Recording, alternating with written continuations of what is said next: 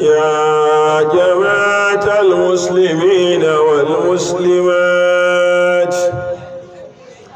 والمؤمنين والمؤمنات والصائمين والصائمات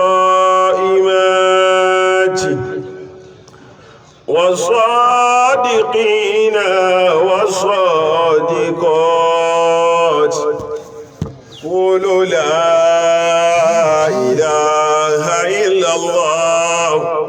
محمد رسول الله صلى الله عليه وسلم.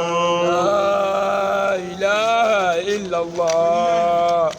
محمد رسول الله صلى الله عليه وسلم. لا إله إلا الله محمد رسول الله صلى الله عليه وسلم. لا إله إلا الله محمد رسول الله صلى الله عليه وسلم. لا إله إلا الله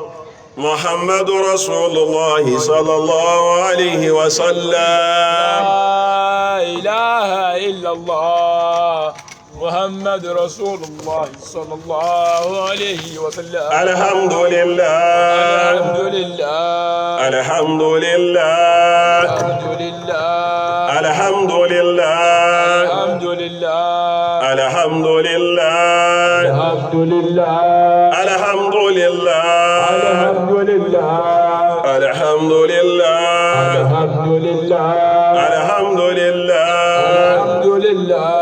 الحمد لله الحمد لله الحمد لله رب العالمين. الحمد لله رب العالمين. أعوذ بالله من الشيطان الرجيم. بسم الله الرحمن الرحيم. الحمد لله رب العالمين الرحمن الرحيم مالك يوم الدين. اللهم صل على سيدنا ومولانا محمد الله عليه وسلم. صلاة تنجينا بها من جميع الأهوال والآفات وتقضي لنا بها جميع الحاجات وتطهرنا بها من جميع العيوب والسيئات وترفعنا بها عندك على الدرجات وتبلغنا بها أقصى الغايات من جميع الخيرات في الحياة وبعد الممات. آمين. يا رب يا الله يا مجيب الدعوات. آمين. أدعوك فولون الحمد لله. أفي أي فولون الحمد لله. إجابة وعد بآية. الحمد لله رب العالمين. ọba tí ọpẹ́ tọ́ sí الحمد لله. òun náà lọ́ba tó pẹ́ yẹ. لك الحمد ذا الجود والفضل والعلا تباركت تؤتي من تشاء وتمنع تباركت تؤتي من تشاء وتمنع. ọba tí ó tún yọ̀dá ṣíṣẹ́kù ẹ̀mí lára wa. الحمد يا ربنا وحسنا. iná ìlàdúpẹ́ fún ọ̀hún láfẹ́yìn fún. المعين فقد أعوننا وأنت المعين فقد أعوننا. ọlọ́wọ́ mọ́sà gbọ́ pẹ́ta dá káàkún tàwọn ẹni tó gbà kó wá jẹ́ ká jèrè tí ń bẹ níbi kẹrù ó dúpẹ́. ọlọ́wọ́ àmọ̀dúpẹ́ fún ẹ o. الحمد لله. ramadana súnkẹrẹ fàkẹrẹ ọlọ́gbọ̀n ọlọ́run bá a bá sínú rọ̀lẹ́ tèní ramadana pín sí méjì. الله. ọlọ́run ò kìí ṣagbára wa o mímọ̀ ṣe wa kọ́ o owó ẹ̀ náà ló fi ṣàánú o. بẹ́ẹ̀ni bàbá. ọlọ́run ò adúpẹ́ bẹ́ẹ̀ fún ẹ o. الحمد لله. bí ramadana bá wá ń pín méjì àbáwá mùsùlùmí حياكم الله. méjì náà wá lọ́rọ̀ ìmọ̀ kọjá sí wípé èyí tó kù tá a gbà ń ṣe déédé èyí tá a ti gbà ló ń kà àbí bẹ́ẹ̀ kọ́ èyí tá a ti gbà ń kọ́ o kó pọ̀ kó ju èyí tó kù tá a gbà lọ èyí yóò tí ó bá jẹ́nu méjèèjì ọlọ́run má jẹ́ à ń fi kan dárò wá ń bẹ̀ alibarika ọ̀la aṣíwájú ẹ̀dá atọ́rọ àlékún ìkẹ́ àlékún ìgẹ̀ fólórí ayé anábì wa Muhammad anábì tọ́lọ́wọ́ ọba ṣe ní ìkẹ́ àti ìdùnnú fáyé ọlọ́run ìkẹ́ tí ò ní dá ìgẹ̀ tí ò ní dá ọlọ́run bá wa mọ́ rọ̀jò rẹ̀ sérí kábàrí anábì wa Muhammad àwọn ará alẹ́ anábì àwọn sahaba àtàwọn àyàwó àtàwọn ọmọ ọlọ́run bá ní bukọ́dẹ̀ alìkìyàmọ̀ wọn ìkẹ́ yìí ọlọ́run bá ní pínká ní gbogbo àwọn àlùfáà wọn tí wọ́n ti lọ ọlọ́run bá wa kẹ́ wọn ọlọ́run bá wa gẹ̀ wọ́n gbogbo àwọn tí wọ́n ṣẹ́kù látòjú àgbàjì fìdílé ẹ̀gẹ́ náà ọlọ́run dákun mọ́sàbà mójútó wọn o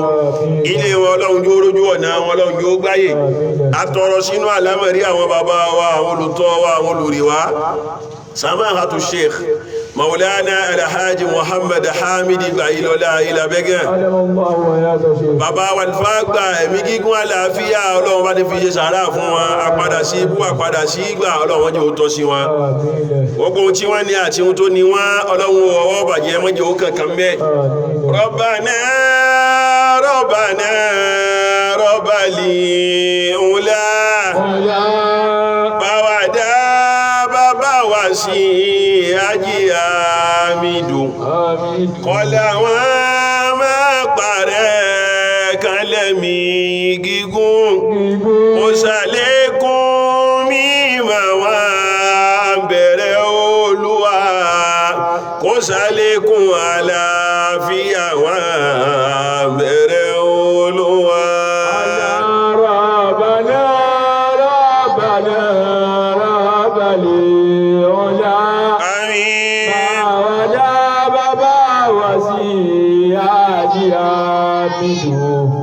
Kọ̀ọ̀dà wọn máa parẹ́ kan lẹ́bí gígùn kò ṣàlékún mímọ̀ wọn à ń bẹ̀rẹ̀ Olúwa kò ṣàlékún àlàáfíà wọn à ń bẹ̀rẹ̀ Olúwa. Ọlọ́run ṣáàjì orí bẹ́ẹ̀ Ọlọ́run tí ó ṣe bí abẹ́ lọ́wọ́ gbogbo àwọn àlùfáà tí wọ́n kọ́ wa lẹ́kọ̀ọ́ tí wọ́n kọ́ wa ní mímọ̀ àwọn tí wọ́n ń kọ́ wa lọ́wọ́ àtàwọn tí wọ́n tún máa kọ́ wa Ọlọ́run bá san wọ́n lẹ́san rí ikú àyìnbá yọkó lójú àwọn tí wọ́n náà ọlá bí màmá jọ kó nú agboolé wọn àwa tọrọ fún gbogbo àwọn àfáà wa níjòkó tafsir bàbá wa Alhaji Abdul Wahab Qasim báwa dúró tí wọn bàbá wa Abdulrahman Qasim bá gbàdúrà wọn alfáà wa Muhammad Yusuf Hamza Ọlọ́run bá gbàdúrà tí wọn náà gbogbo èyí tó ti dá Ọlọ́run jó máa dá sí gbogbo èyí tá ń béèrè Ọlọ́run sáà sí lẹ́kùn rẹ́rẹ́ gbogbo jàmá tafsir láti rí bàbá wa gbàdá Haji Abdulsami Ìṣọ̀lá bàbá màmá Ọlọ́run bá gbàdúrà wọn Ọlọ́run má fi wọn lẹ̀ bàbá wa Haji Abdul Wahab bàbá Salwa Ọlọ́run bá gbàdúrà tí wọn náà ayé bí iṣẹ́ wọn Ọlọ́run mọ́jọ́ bàjẹ́ bí gbàdúrà Ọlọ́run fi ṣe kó wá lọ́ṣọ̀ọ́ Alhaji Muhammad Suleiman bàbá Maryama Ọlọ́run bá gbàdúrà tí wọn náà Ọlọ́run má kọ̀ fún wọn Ọlọ́run má yẹ̀ fún wọn àfáàwà Muhammad Zakariya Ọlọ́run bá gbàdúrà tí wọn náà alfáàwà Alhaji Muhammad Budassir bàbá Nabil Ọlọ́run bá gbàdúrà wọn fi kárí gbogbo jama tafsir látòkè délẹ̀ àti gbogbo àwọn ìyá wa lọ́tún àti lósì tààjọ nípinnu ìjòkó tafsir lójoojúmọ́ Ọlọ́run dákun mọ́sá àjá ṣe ríire oríire tẹ́rìbó nígbẹ̀yìn rẹ̀ Ọlọ́run ṣe fẹ́ ní kọ̀ọ̀kan wa ọlá àti tóbi àánú Ọlọ́run gbogbo àwọn jama wa táwọn náà láǹfààní àti máa wò wá lérí Facebook káàkiri àgbáyé Ọlọ́run wa san kó wálé san rí Ọlọ́run má fi wálẹ̀ Ọlọ́run má dààmú wa bí alfila haula atọrọ gbogbo àwọn jamiya àwọn firkọ Islam Burtus Riyadul Abrar Rawdatul Janna ní Ahbabul Islam ní nítorí ọjọ́ kan fi kárí gbogbo ọjọ́ náà bẹ́ẹ̀ Ọlọ́run dákun wọ́n sáà gbàdúrà wa iṣẹ́ Ọlọ́run tá a gbé dání Ọlọ́run mọ́jà kó súnsún di rẹ̀ o ṣì máa ń jẹ́ káyé ó fi bú wa tá a bá débi tá a ti gbégbẹ̀ san Ọlọ́run mọ́kùnrin náà wà ń ṣe má kó owó bẹ́ẹ̀ bí alfila haula tọ́ àdúpẹ́ lọ́dọ̀ Ọlọ́run ọba tí ó tún yọ̀ǹda wíwá sí ìjòkó tafsir ní ọ̀rọ̀lẹ́ tèní Ọlọ́run náà la dúpẹ́ fún Ọlọ́run kó gbọ́ ọpẹ́ náà jù báyìí lọ ibi tá a sùn sí lánàá ní ìjòkó tafsiru al-Qur'an iná ni ọ̀rọ̀ nípa ọlá àti àjùlọ tí ń bẹ fún al-Qur'an àbí bẹ́ẹ̀ kọ́ a ṣàlàyé wípé al-Qur'an kitabun munazzalun ala Muhammadin tírà kan ní al-Qur'an yìí tí ń jẹ́ tírà tá a sọ kalẹ̀ fánàbí wa Muhammad al-Qur'an ó wá kọjá tírà tí yẹn lè bẹnu ẹ̀ tẹ́lù al-Qur'an ó ju gbogbo ìran tí ń jẹ́ tírà lọ láyé sábà wípé al-Qur'an látọ̀dọ̀ Ọlọ́run ọba náà ló ti wá àbáwà mutmain àwọn ìròyìn ọlọ́lọ́kan ọjọ́ kan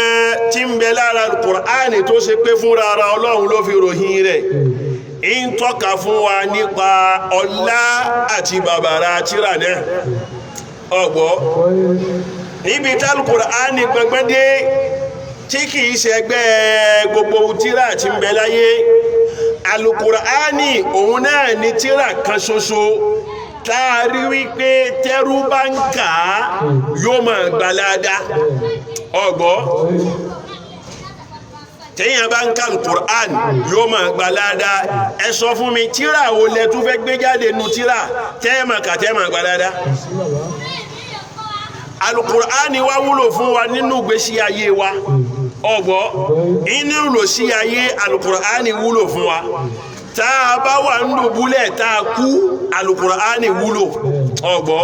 kódà lásìkò tá a bá ń kọ̀ ká kú lọ́wọ́ al-Qur'an wúlò fún wa lẹ́yìn ìgbà tí wọ́n bá ti wá bọnú sàárè al-Qur'an tó wúlò fún wa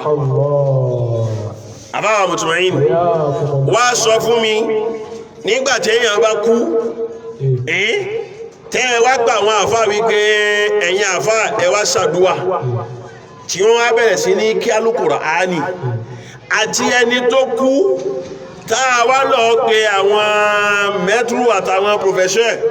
táà wá sọ fún wọn wípé yá ẹ máa wá ka poésie ẹ máa wá ka financial carte ọgbọ́ ká máa wá sọ wípé poésie l'entrée pendant de l'île tout entier la petite école a dormi ẹ̀dá kù sọ́bẹ̀ wúlò fókù ni bánàbíl sọ́bẹ̀ wúlò fókù chama pé tí yẹn bá débi tó kú wà tó wá bẹ̀rẹ̀ poésie l'entrée pendant de l'île tout entier àwọn èèyàn ò gbé ṣé kìí ṣe wípé atẹ́gùn tọ̀hún ti fẹ́ sí bàbá yìí àbí kí àwọn adé di òkú ní ìsìnkọ́ ma wá fà pé ìhun tàbí fówó lọ́gbọ́ngbọ́ èyí tàbí fówó lọ́gbọ́ngbà ọ̀rọ̀ kí àgangan tí wọ́n ma ń pa rẹ̀ ó sọ wípé eléyìí nǹkan ṣe o àbáwọn mutmain àmẹ́tọ́ ọba dé di òkú ní ìtọ́wọ́ sọ wípé bismillahirrahmanirrahim Allahu la ilaha illa huwal hayyul qayyum sórí gbogbo àwọn tó wà mẹ́kọ́ wọ́n sì tẹ́wọ́lẹ́ kẹ́nà wọ́n ma sàbí ọgbọ́ al-Qur'ani nìyẹn láfáàbí sọ wípé látẹ́zìkúrú lẹ́kútúbà látẹ́zìkúrú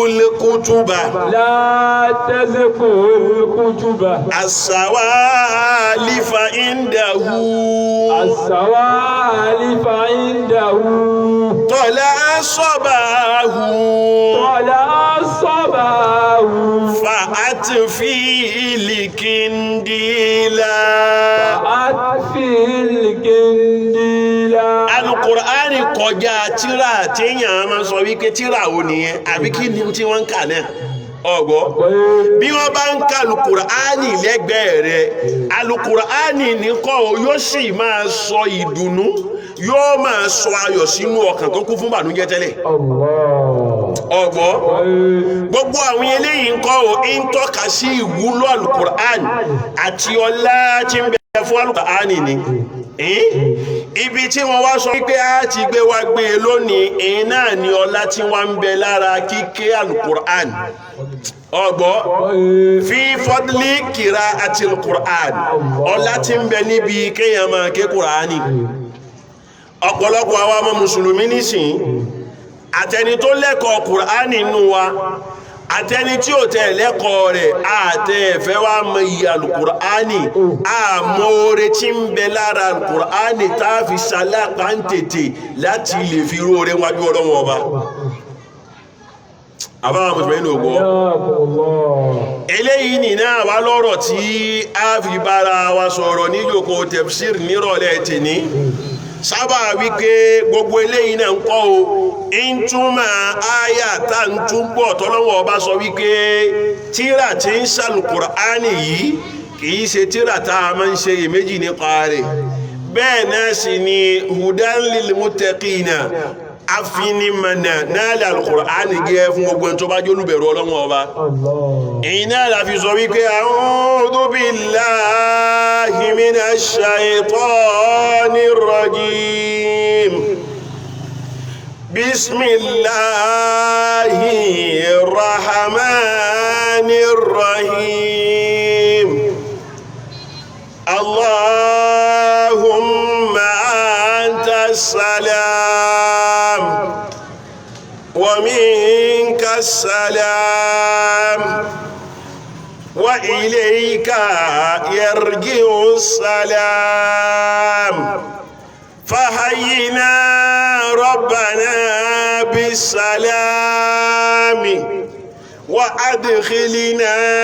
دارك دار السلام تباركت وتعاليت يا ذا الجلال والإكرام يا ذا الجلال والإكرام يا ذلك الكتاب لا ريب فيه هدى للمتقين أعوذ بالله من الشيطان الرجيم بسم الله الرحمن الرحيم ألف لام ميم ذلك الكتاب لا ريب فيه هدى للمتقين الذين يؤمنون بالغيب ويقيمون الصلاة ومما رزقناهم ينفقون والذين يؤمنون بما أنزل إليك وما أنزل من قبلك وبالآخرة هم يوقنون أولئك على هدى من ربهم وأولئك هم المفلحون ألوني إلى نبي محمد الله عليه ذلك الكتاب أي هذا الكتاب بمعنى القرآن الذي أنزلنا عليك Ọlọ́run ní ìrẹ Muhammad ó rí tírà tá a sọ̀kalẹ̀ fún ẹ tí ń ṣàlùkùránì yìí àwọn tírà kan ti wá ní ṣáájú kó tó di wípé àlùkùránì yìí ń kọ́ ó tó dé gbogbo àwọn tírà tó wá ń ṣáájú yìí àwọn ẹni tí wọ́n ń ké fún àwọn ẹni tí wọ́n ń tọ̀ fún wọ́n lè pè é nírọ́ ọgbọ́ bẹ́ẹ̀ náà sì ni wọ́n lè jiyàn nípa rẹ̀ àmọ́ alukur'ani tá a sọ̀kalẹ̀ fún rẹ̀ Muhammad yìí la rayba fihi sọ fáwọn àlùmọ̀ rẹ̀ o ọgbọ́ tí wọ́n bá fẹ́ ṣoríire tí wọ́n bá fẹ́ káyé wọn kó rọrùn kí wọ́n fi ìtùnú àti rọrùn fi láyé tí wọ́n sì ń fẹ́ kálíkì yáàmà wọn kóhun náà sunwọ̀n ọgbọ́ la tartabu fi hadha al-Qur'an sọ fún wọn wọn a gbọ́dọ̀ ṣe iye méjì nípa al-Qur'an. zalikal kitabu la rayba fihi hudan lil muttaqin. ọlọ́wọ́ ọba sọ wípé zalikal kitabu la rayba àwọn àfáà kan dúró lérí ẹ̀bẹ́ wípé tíra tí ń ṣàlùkùránì yìí kò síyèméjì pa pé kí ni o tíra tọ́lọ́wọ́ ọba fi ránṣẹ́ ni ọgbọ́ wọ̀fíhì hùdánlélẹ́mú tẹ̀kínà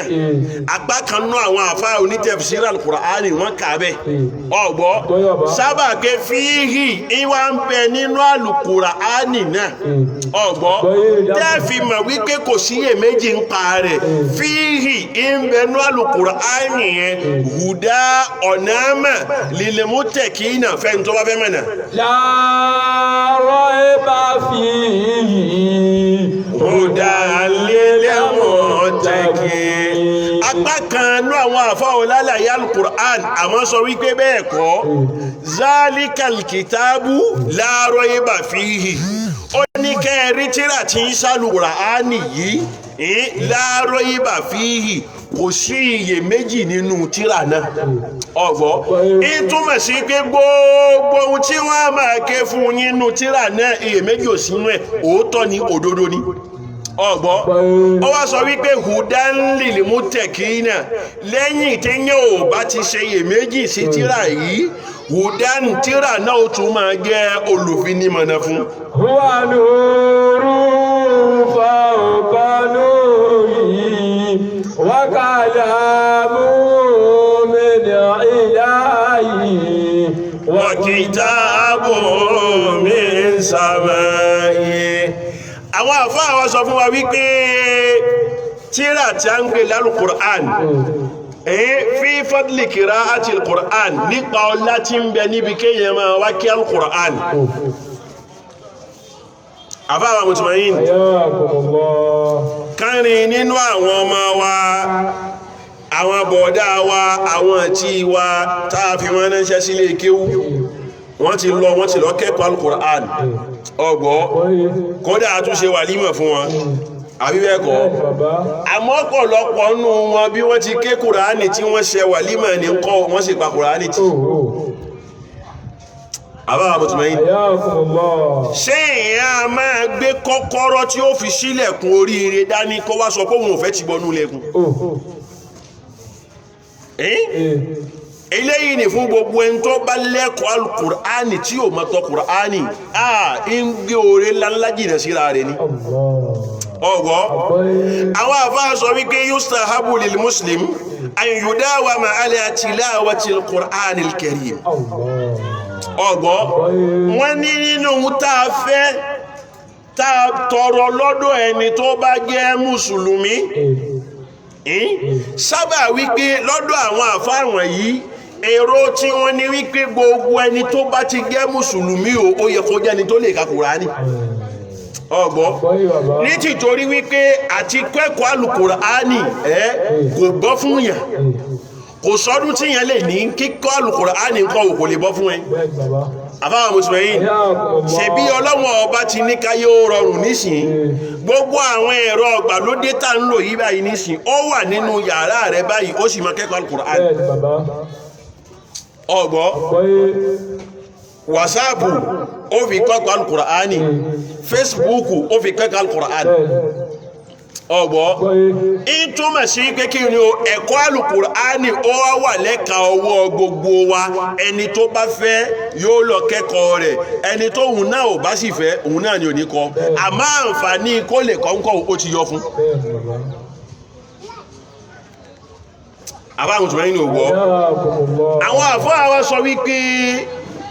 ẹni tọ́lọ́wọ́ ọba bá ní kó lẹ́kọ̀ọ́ kíkẹ́ alùkùránì tó máa ń ká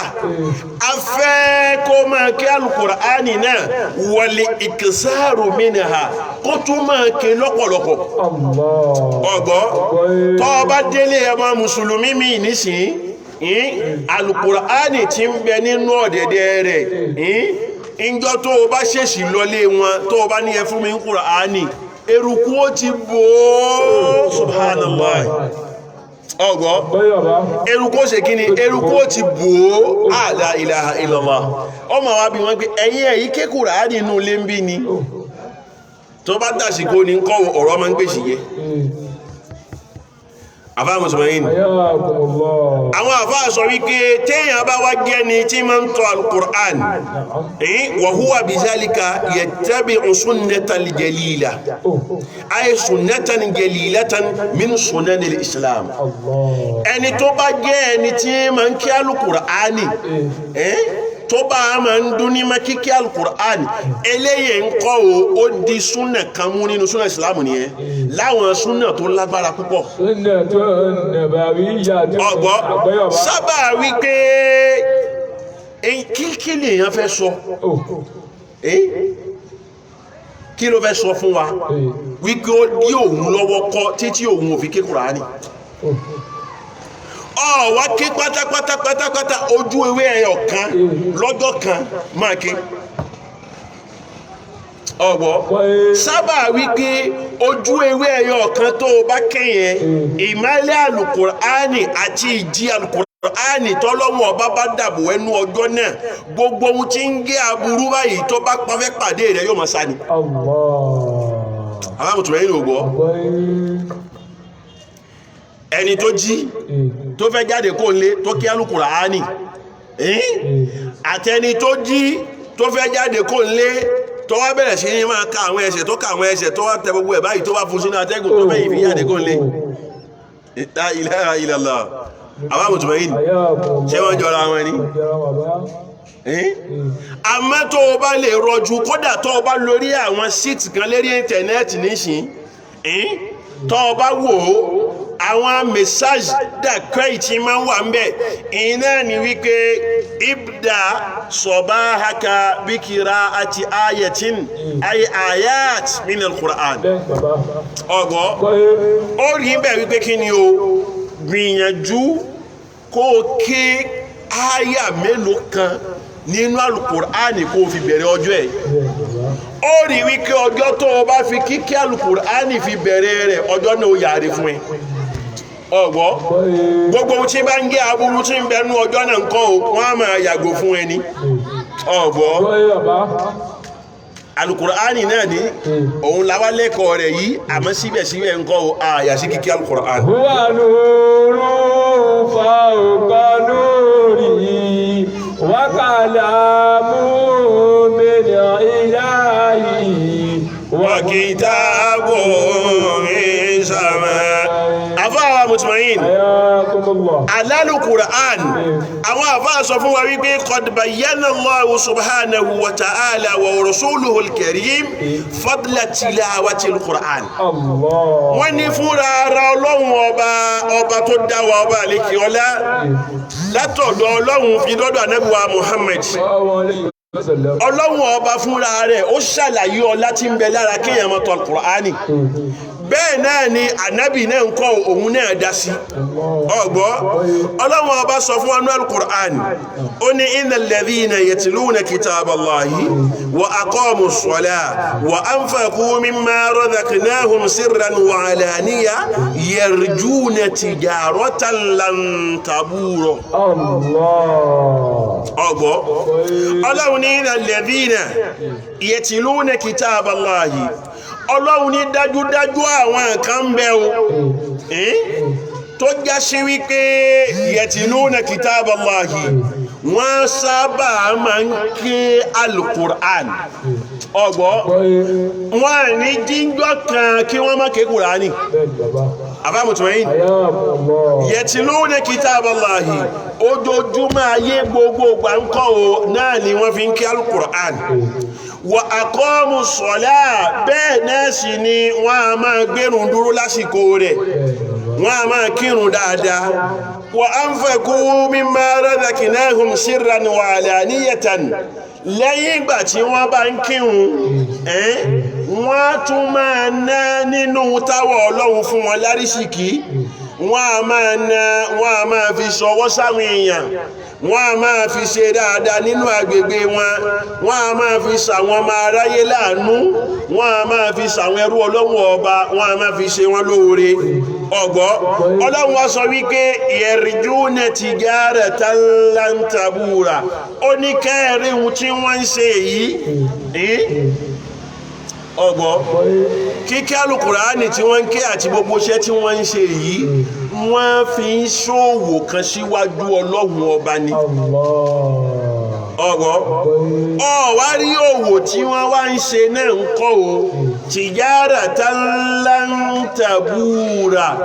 òwò téèyàn ò yí pàdánù lérí rẹ̀ láyéláyé náà lòwò náà ọ̀wọ́ ìtumọ̀ sí pé kí ni o ẹni tí ń kálù Kùránì ń bá ọlọ́run ọba dòwò pọ̀ ni òwò ṣíṣe sì ní méjì ni inú kó ṣeéṣe kó bọ́ sí kéèyàn ó jèrè báríkà gbà náà àbí bẹ́ẹ̀ kọ́ kọ́rọ̀ ó yíwọ́ mẹ́yàn lọ́wọ́ kó sì dàrú kéèyàn ó pàdánù nígbà téèyàn kó mílíọ̀nù márùn-ún jáde tó fẹ́ fi lọ ṣiṣẹ́ àwọn mùtùmọ̀yìn nígbàtí nǹkan náà wá yí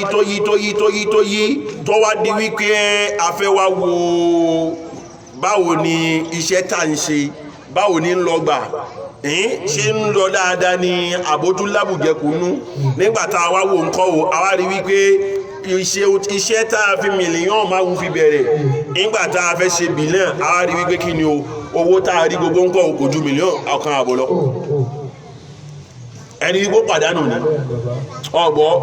ọlọ́run wá sọ wípé ẹni tí ń ké Kùránì òun náà ń ṣòwò ni òwò tí wá ń ṣe èyí ń kọ́ o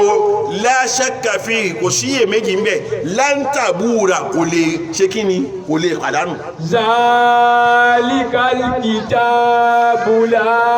raiba fihi hudan lil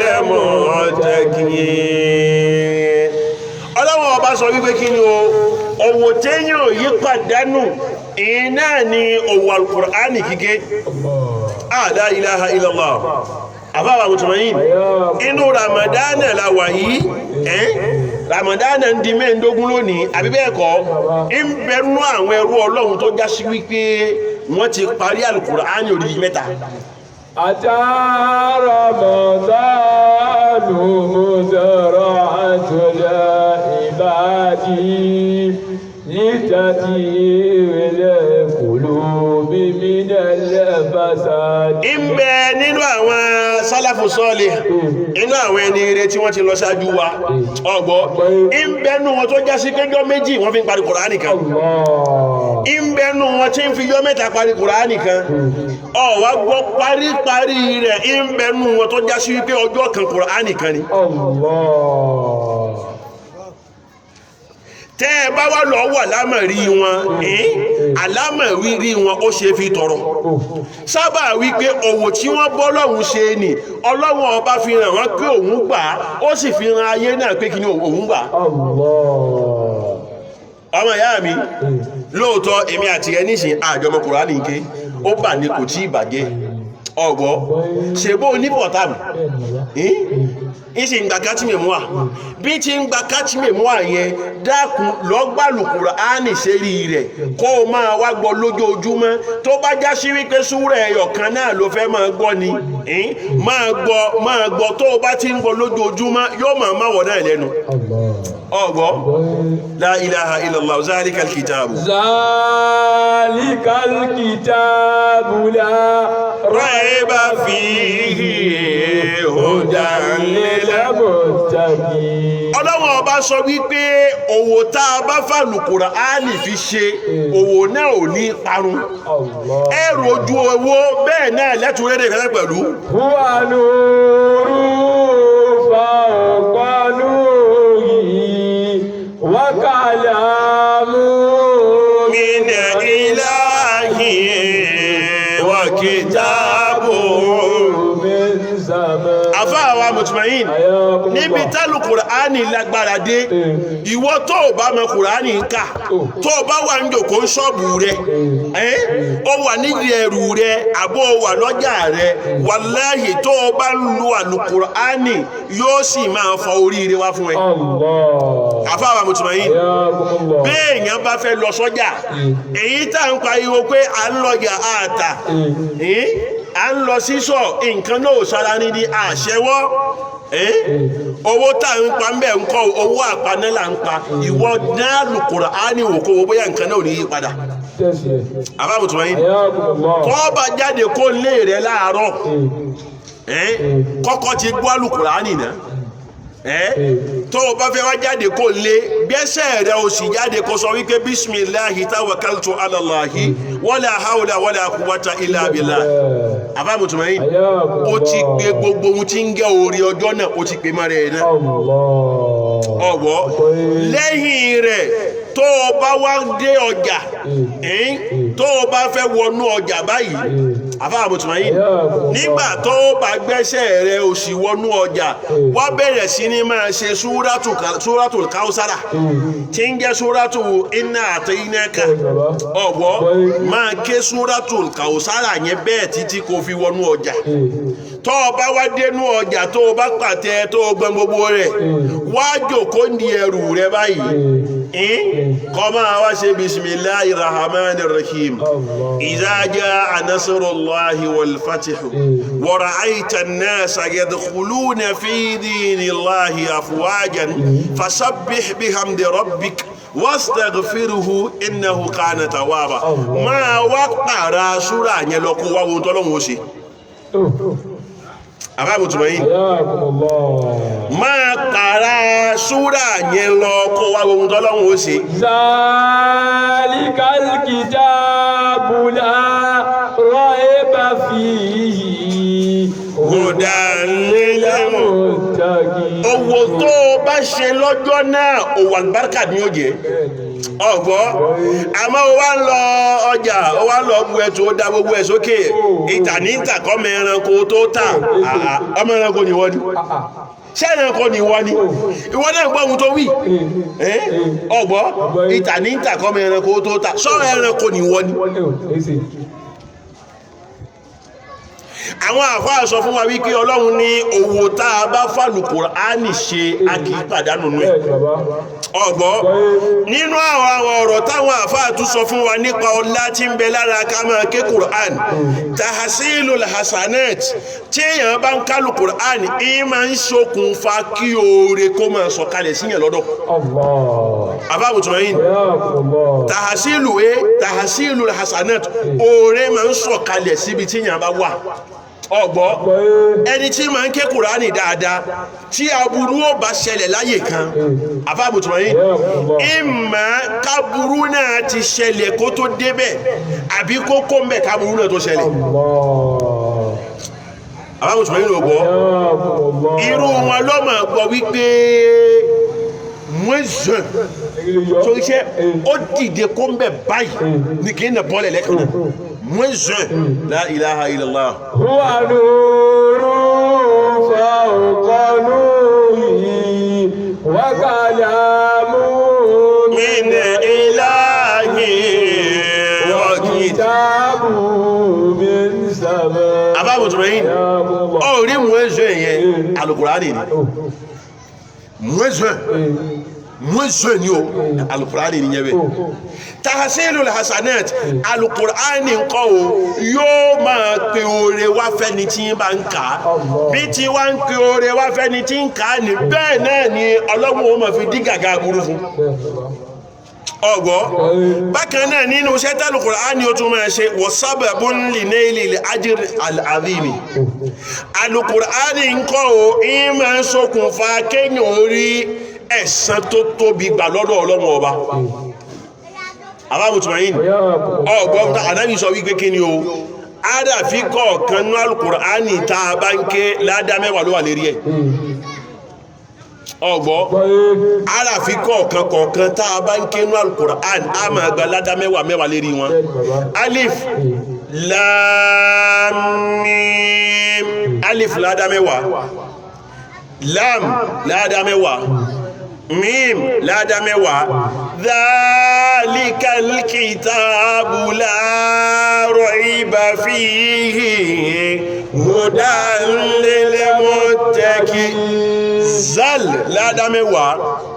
ọgbọ́ alifu mọ̀dà tó wà mẹ́ ládá mẹ́wàá láàmù tó wà mẹ́ ládá mẹ́wàá káàfù tó wà mẹ́ ládá mẹ́wàá zalikal kitabu la raiba fihi hudan lil muttaqin wá wo iye ládá mẹ́wàá tó fẹ́ gbà tó bá ka ojú ewé kan lọ Al-Qur'an orí wípé o ti fàbàrá kékeré fi gbá ńlá ọgbọ́ àwọn àfáà sọ wípé nú orí tí ń bẹ lára rẹ̀ ní faman qara'a harfan min kitabillahi kanat lahu bihi ashru hasanat wallahu yudha'ifu liman yasha'u àwọn àfáà tún wá sọ wípé sọ wá rí ládá mẹ́wàá tá ń sọ yẹn tó bá tún wá wu Ọlọ́run ọba ó tún lè multiplier fún ẹ Abdul TV ẹjá ké Kùránì o ẹ má jẹ́ kí Kùránì wa kíké ẹ má jẹ́ ó mọ lérí òde ọjọ́ mẹ́ta ọjọ́ mẹ́jọ ọgbọ́ àwọn àlùkùránì tá lọ ké bí ọjọ́ mẹ́jọ níbi ọjọ́ mẹ́ta yẹn àwọn eléyìí ni kò sásùnẹ́sì kan bẹ́ẹ̀ ọgbọ́ àfáà mi bàjẹ́ kò jókòó kó ké Kùránì fún rẹ̀ lé yóò máa lọ kéyà sí fàlàjà alájà aníkáwájú yà sí nǹkan fún yín ni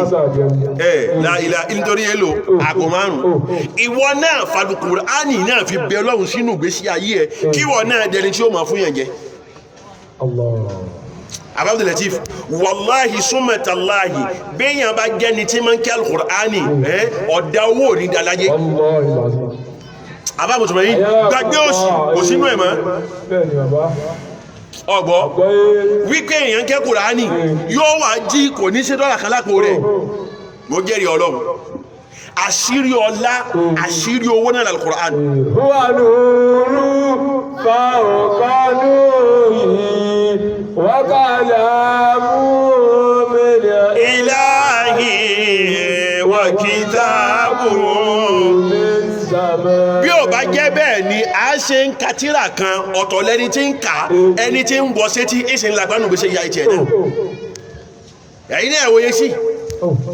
nígbà tẹ́mi ń ka Kùránì tẹ́mi ń ṣàgbákò oríire lára rẹ̀ ẹ̀yin náà tẹ́ tún wá ń gbọ́ náà ń kọ́ ẹ̀yin náà tún ṣàgbákò oríire ṣé ewu tí àbẹ́ ni ẹ máa gbé jù sí ẹgbẹ́ wọn ò ní ké àwọn àfáà sọ wípé tó bá tún wu Ọlọ́run ọba Ọlọ́run tún lè ṣe ẹ̀san yẹn ó lè ṣe ládìpèlé tọ́lọ́run bá wá ṣe bẹ́ẹ̀ tí la ló yẹ àwọn táǹkì náà ti wá náà ní gẹ́ dhalikal kitabu la rayba fihi hudan lil muttaqin. Bẹ́ẹ̀ náà ni nínú oore àtàǹfààní tó wà níbi kéèyàn máa ka Al-Qur'an àbáwa mùtùmáyìn kíké Al-Qur'an tunazzilu sakinata ala qari Al-Qur'an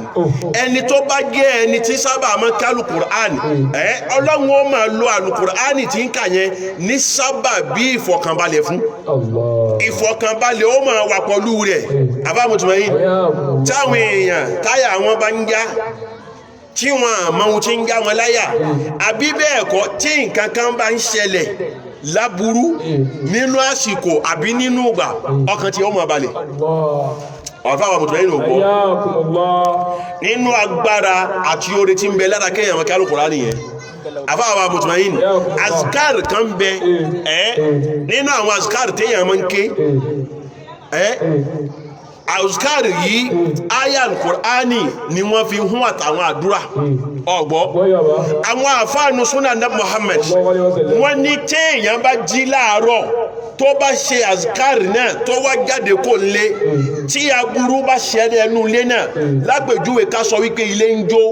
bí yàrá gbogbo èèyàn bá jóná ẹni tó kí azkar yẹn yàrá ò ní jóná ọgbọ́ ó sì ṣẹlẹ̀ lásìkò àwọn sàhábà ní Muhammad ọgbọ́ wọ́n ní ọ̀kan ní àwọn sàhábé ó ké azkari yíjọ kan nígbà tó wá jáde àjálù iná ó wá ṣẹlẹ̀ nínú ilé tí ń gbé gbogbo àwọn yàrá tó wà lẹ́gbẹ̀ẹ́ rẹ̀ ńkọ́ o gbogbo wọn ni wọ́n jóná nígbà tárí ló lọ bá sàhábé ibi tó wà wípé ilé yín ti múná o ọgbọ́ ó sọ fún wọn wípé ó múná Allahu Akbar bẹ́ẹ̀ ni gbogbo yàrá tó wà nulẹ̀ náà ni ó múná àmọ́ ìyàrá tèmi yìí ń kọ́ kò ní múná. zalikal kitabu la rayba fihi hudan lil muttaqin. ó sọ pé yàrá tòun kọ́ ò tí wọ́n bá débẹ̀ yàrá náà ò ní jóná wọ́n ní ọgbà ohun tẹ́lẹ̀ yìí mi àyíwí aláfà jóná ò tún bèèrè wùngbọ̀n la ilaha illallah kí ni ò bá kọ́kọ́ jóná bí ìbá ṣe wùngbọ̀n àwọn ọ̀dọ̀ tv ṣe rí ibi tí wọ́n bá wà fàdé àfà jóná ò ń bèèrè wùngbọ̀n la ilaha illallah àbámùtùmáyìn alákùnrin yìí ní ẹ̀yìn ìṣó níbẹ̀ ọgbọ́ ìṣó níbẹ̀ ìgbà wọ́n sì débẹ̀ lóòótọ́ tí wọ́n dénú ilé náà wọ́n rí wípé gbogbo yàrá tó wà lẹ́gbẹ̀gbẹ̀ yàrá arákùnrin sàhábé yìí yàrá náà jóná yàrá sàhábé náà wà láàrin báyìí yàrá tó wà mí jóná iná náà fò báyìí ó lọ mú yàrá tó kàn lẹ́yìn rẹ̀ títí fi lọ báyìí yàrá tí ó sì jóná. ذلك الكتاب لا ريب فيه هدى للمتقين àfáà mùtùmáyìn nígbà tí wọ́n wá rí bẹ́ẹ̀ wọ́n wá rí pé ya sàhábíyù ìwọ sàhábé yìí báwo ló ti ṣe jẹ́ la ilaha illallah ìgbà tó fẹ́ dá wọn lóhùn ó sọ wípé azikaru kan ń bẹ tó já sí wípé òun ti ṣe kó tó di wípé òun jáde kó lé àwọn sì gbọ́ látọ̀dọ̀ Ànábì Muhammad wípé téèyàn bá ṣe azikaru náà tó bá fi jáde kó lé aburú kan bá ṣẹlẹ̀ nínú ilé náà aburú náà ò ní kan yàrá ẹni tó ṣe. àfáà mùsùlùmí ṣòro láti ń bẹ ń bí Al-Qur'ani kíké wọ́n tún wá gbẹ ẹ̀yọ̀ kan fi kún jẹ́ tún fún ẹ láṣìírí tọ̀hún yẹn o lè má lè ṣe Ayatul Kursi yìí bó ti wà ní béèyàn bá jáde lọ láàárọ̀ tó padà dé lálẹ́ tó wá wọlé tó fẹ́ sùn tó bá ké Kursi yìí ẹ̀yọ̀ kan ìyàrá rẹ̀ ọ̀hún àtàwọn ìyàwó àtàwọn ọmọ wọ́n wà nínú ìṣọ́ àtàbọ̀ Ọlọ́run tí ilẹ̀ òfin mọ́ ni ọgbọ́ tó bá wá ké Kursiyu méjì tó bá ké Kursiyu méjì àti yàrá àti gbogbo àwọn yàrá tí wọ́n jọ wà nínú ilé náà aburú ò ní ṣẹlẹ̀ tí ilẹ̀ òfin mọ́ wọ́n wà lábẹ́ ìṣọ́ àtàbọ̀ Ọlọ́run ọba ni tó bá wá ṣe mẹ́ta inú àdúgbò tó wà agbègbè rẹ̀ ń kọ́ ìṣọ́ Ọlọ́run àbò Ọlọ́run ọba yóò bò wọn dárú bẹ́ẹ̀ èyàn wà sọ pé wọn ní ké Kùránì àbámùtùmáyìn àwọn àfáà sọ wípé kí ni o Al-Qur'ani kíké ìmọ̀ ń sọ̀fọ̀ àyàbalẹ̀ sínú ẹ̀mí yàn ìmọ̀ ń sọ̀fọ̀ kan balẹ̀ sínú ẹ̀mí yàn ọ̀gbọ́ Al-Qur'ani tá a bá ń ké ọkàn tí bànújẹ́ wà nù rẹ̀ ọkàn tó kún fún ìrònú tó kún fún kílàkílò tẹ́ ẹ bá ń ké Kùránì sí ọkàn náà ó sì máa rọ̀ ìdùnnú ó máa sọ̀kalẹ̀ sínú ọkàn náà ayọ̀ ó máa sọ̀kalẹ̀ sínú ọkàn náà Dhalikal kitab la rayba fihi hudan lil muttaqin. bákan náà inú oore tí ń bẹ níbi kéèyàn máa ké Kùránì olówó ṣáàni qari il-Qur'an ẹni tó bá jẹ́ ẹni tí ma ń ké Qur'an tí ma ń sábà ka Qur'an gbogbo wa olówó ṣáàni yóò máa rí ipò ọgbọ́ ọ̀rọ̀ rẹ̀ ń kọ́ o yóò máa ga ẹ̀yin náà tún máa béèrè wípé wà iṣẹ́ kí n Latifu ń ṣe gan ọgbọ́ gbogbo ọgbà ń kọ́ yóò máa dán tónítóní ni tá bá sọ wípé a fẹ́ dáwọ́ ẹbí ó ti gbé kalẹ̀ tá bá sọ wípé bùkátà kan dé ó ti yanjú ẹlẹ́kan náà kí làṣírí ẹwà rẹ̀ iṣẹ́ kí ní ṣe àwa mùtùmọ̀yìn tẹ́ ẹ bá lọ wádìí rẹ̀ dáadáa Al-Qur'ani ni ó ní ké Kùránì káṣọ gbómẹ́ lọ́rùn ọmọ ìyá mi àwọn àfáà sọ pé kí ni olówó ṣáàni qari il-Qur'an ẹni tí bá máa ń ké Qur'an ọ̀rọ̀ rẹ̀ ń kọ́ ò ní gbogbo ìgbà yóò máa ṣe lọ́tùnlọ́tùn ni ọ̀lámọ̀rí rẹ̀ ó máa dùn yóò máa ṣe fi tọrọ ògbọ́ yóò máa dán yóò sì máa dùn fún wà lóòrù fàúkà lórí wákàlá mú mìíràn ìyá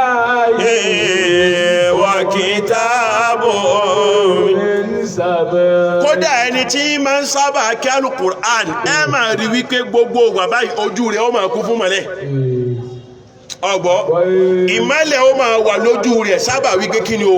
ara rẹ̀ ń kọ́ yóò máa kọ́ ní màmá wọn báyìí èyí tí wọ́n lọ fún àwọn nǹkan kí nǹkan tó lọ fi ń para ó ń lọ tẹ Lemovas ó ń tẹ Tenovat Senovat gbogbo ẹ̀ náà ó ń tẹ sínú ara wọn gbogbo bá wáyá tán ojú wà dúdú kọ́rọ́kọ́rọ́kọ́rọ́ alájì tírákùlẹ̀ alájì àmìtìkólọ́ afáwọn ọmọ Abdulatif ó ń darẹ̀ láàmú ni àní kó ké Kùránì tó bá ń ké Kùránì ojú ẹ̀ máa dán ọ̀gbọ́ tó bá jẹ́ bàbá dúdú ni ẹni ó di adú máa dán tó bá sì jẹ́ wípé aláwọ̀ funfun náà ní ẹni yóò tún máa dán báyìí àwọn yóò tún máa wò pé báwo làwọ̀ lágbájá ti ṣe ń ná báyìí báyìí Al-Qur'ani ní ṣe bẹ́ẹ̀. zalikal kitabu la rayba fihi hudan lil muttaqin. àwọn àfáà lẹ́ni tí bá ń kí Al-Qur'ani ọ̀rọ̀ rẹ̀ ń kọ́ yóò máa já sí rọrùn yóò sì máa já sí dùnú ni. ìhun tẹ́gbẹ́ rẹ̀ fi ọdún mẹ́ta tó fi ṣe wàhálà tó fi kó jọ láàrin oṣù mẹ́ta yóò sì kó nǹkan tó tún ju tẹ́ntọ̀hún lọ látara Al-Qur'an. Al-Qur'an yìí yóò máa ṣe gbogbo nǹkan rọ̀ fún ni ọgbọ́ tábà ní nǹkan kan ṣòro ṣe fáwọn èèyàn kan ìrọ̀rùn báyìí náà ló wọ́n máa fi ṣe látara Al-Qur'an. أفهم مجمعين ذلك الكتاب لا ريب فيه هدى للمتقين. bákan náà ẹni tí bá ń ké Al-Qur'an nailul makanati al-aliyati ar-rafi'a allati la tu'ta li ghayrihi ẹni tí bá ń ké Al-Qur'an tí bá máa ń sábà kálù Kùránì àfáwà mùtùmáyìn àwọn àfáà sọ wípé yóò máa rí ipò gíga ọgbọ́ ipò tó já sí wípé ẹlòmíì tó yàtọ̀ sí tí ó sábà lù Kùránì tí ó lè rí òun ó máa rí látara kíkálù Kùránì. zalikal kitabu la rayba fihi hudan lil muttaqin. Yàmá ẹjẹ́ ká tó dán Ọlọ́run ọba wò lára Al-Qur'an. Àfáà mùtùmáyìn ìwọ tó o bá wà níbi iṣẹ́ yálẹ̀ ẹni tí ń ṣiṣẹ́ ìjọba ni àbẹ́ni tí ń ṣiṣẹ́ àdáni ọ̀gbọ́ tó o bá ń wá kó o máa ga nínú ipò kó o máa ga láyè nínú iṣẹ́ tó ń ṣe tó bá di àṣùbà lẹ́yìn ìgbà tí wọ́n bá pe as-salatu khairu minan nawmi tí wọ́n bá pe bùṣe tó yan náfìlà rak'atal fajiri bùṣe ọ̀gbọ́ yan náfìlà méjì kọ́ wá mú tẹ̀sùbà rẹ̀ máa ṣe suratul Fatiha 40 àbí 41 ọ̀gbọ́ tó bá ṣe bẹ́ẹ̀ fún 40 tọ́ ọba ṣe bẹ́ẹ̀ fún 40 jù ibi iṣẹ́ tó wà tó ti gbé ń ṣiṣẹ́ yẹn wọ́n gbé ẹ kó ní ipò tó wà yẹn wọ́n gbé ẹ lọ́kọ̀ tó ga jù bẹ́ẹ̀ lọ. zalikal kitabu la rayba fihi hudan lil muttaqin. àfáàwà tíjì bàbà tọ́ ọba ń ṣe Fatiha bí mo ti wí yìí ọ̀gbọ́ wàláhì súnmọ̀tàláhì gbogbo àwọn ẹni tí ẹjọ́ ń ṣiṣẹ́ kan náà wọ́n á padà tò sí ẹlẹ́yìn Al-Qur'ani ní jẹ́ bẹ́ẹ̀. zalikal kitabu la rayba fihi hudan lil muttaqin. nígbà náà wọ́n ṣẹ̀ṣẹ̀ yọ fìrìsìdẹ́ kan jáde nísìnyí àwọn òyìnbó náà náà mọ́wọ́ ẹ̀ bá ti ń túnṣe gbà wọ́n tí ìfiránṣẹ́ sí wa ń bí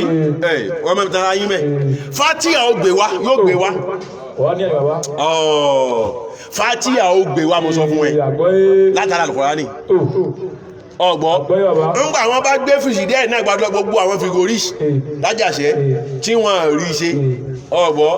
ìyẹn kan wọ́n sọ fún wọn pé ẹgbẹ́ lọ́dọ̀ Sàká ẹgbẹ́ lọ́dọ̀ Sàká ọgbọ́ Sàká ọba fọwọ́bà kó tó tún nǹkan méjì mẹ́ta lára ẹ̀ ó ti mọ ohun tí ń ṣe ẹja ṣe báyìí ẹja ṣe báyìí ẹja ṣe báyìí lójú Fátíà ọ̀rọ̀ bá bù ṣe. zalikal kitabu la raiba fihi hudan lil muttaqin. sọ wá ní wípé gbogbo àwọn frigoris nísìn wọ́n wá dọ́dẹ̀ Sàká lọ